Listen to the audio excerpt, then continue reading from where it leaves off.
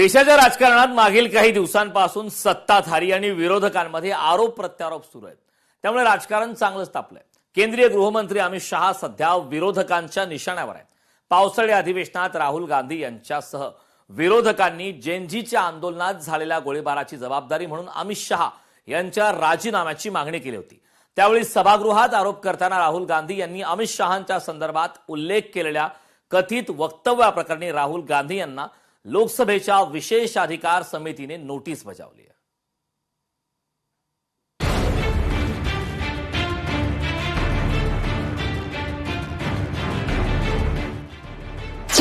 विरोधकांच्या निशाण्यावर अमित शहा। अमित शहांवरील ते वक्तव्य भोवणार। विशेषाधिकार समितीनं राहुल गांधींना बजावली नोटीस। राहुल गांधी यांनी पावसाळी अधिवेशनादरम्यान अमित शहा यांच्यावर जोरदार टीका केली। यावेळी सभागृहात अमित शहा यांच्याबद्दल राहुल गांधी यांनी कथित आक्षेपार्ह वक्तव्य केल्याचा आरोप भाजपच्या वतीनं करण्यात आलाय। भाजपचे खासदार अनुराग ठाकूर यांनी 30 जुलै 2026 ला लोकसभा अध्यक्ष ओम बिर्ला यांच्याकडे राहुल गांधी यांच्याबद्दल विशेषाधिकार भंगाची नोटीस सादर केली। त्यानंतर आता विशेषाधिकार समितीनं राहुल गांधी यांना 28 ऑगस्ट 2026 पर्यंत स्पष्टीकरण देण्याचे निर्देश दिले। लोकसभा सभागृहाच्या बाहेर अमित शहा आणि राहुल गांधी यांनी एकमेकांवर टीका टिप्पणी केलेली होती। सभी प्रकार की चर्चा के लिए हम तैयार हैं।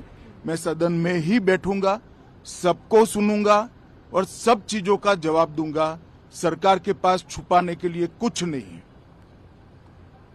वो भी चर्चा करूंगा कि आपने क्यों चर्चा नहीं चाहिए। भारतीय जनता पार्टी की मोदी जी के नेतृत्व में सरकार, एनडीए की मोदी जी के नेतृत्व में सरकार हर चीज पर चर्चा के लिए तैयार है। संसद वो चलने दे बस। विपक्ष ने तय करना है कि उनको चर्चा करनी है या हंगामा करना है। Who gave the order to shoot those students? Who blinded one of the students? Who shot one of the students in the ear? Who gave the order to beat the students with lathis, with nails? Who gave that order? That order was implemented by the Home Ministry. Delhi Police and RAC are both Home Ministry systems. Did Mr. Amit Shah give this order to shoot our children, or did he not? If he did, he should resign because he's culpable. And if he did not, he should resign because he's incompetent. पावसाळी अधिवेशनाच्या सत्ताधारी आणि विरोधकांमध्ये झालेल्या बाचाबाचीनंतर माजी मुख्यमंत्री पृथ्वीराज चव्हाण यांनी अमित शहा यांना खडेबोल सुनावत शाब्दिक हल्ला चढवलाय। केंद्र सरकारची घटका भरली, सभागृहात सामोरं जायला घाबरतात, आम्हाला पळपुटे म्हणतात। अमित शहा हे आपल्या कार्यालयात येऊन बसत होते, मात्र संसदेत येत नव्हते। संसदेत मी 19 वर्ष काम केलंय। अमित शहा यांनी जाहीर केलं असतं की आम्ही सभागृहात बोलणार आहे, तर आम्ही थांबलो असतो। सभागृहात सामोरं जायला घाबरतात आणि आम्हाला पळपुटे म्हणता का?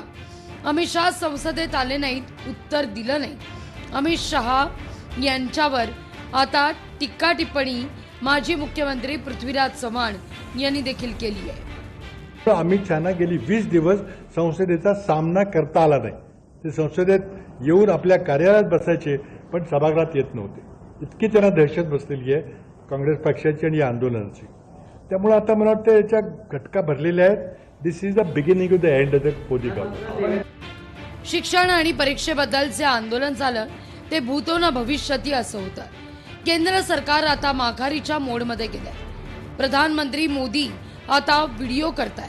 मोदी सरकार आता पॅनिक परिस्थितीत आहे।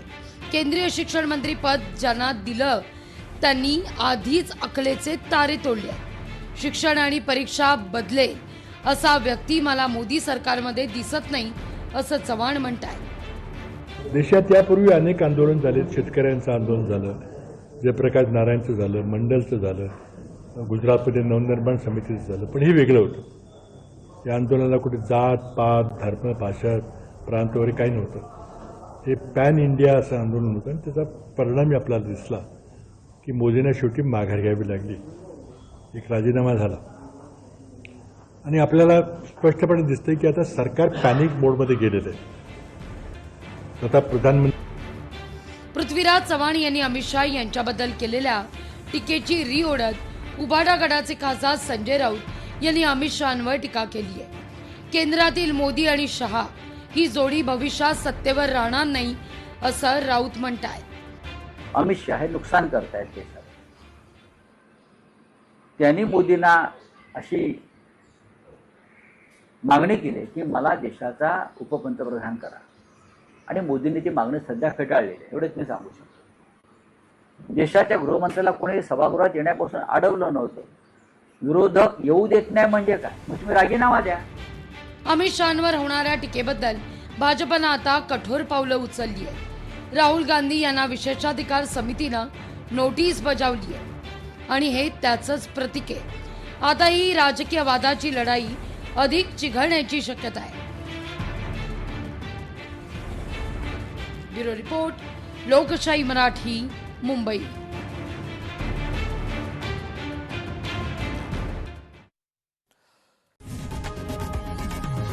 लोकशाही मराठी ऐका, पहा, जागरूक रहा.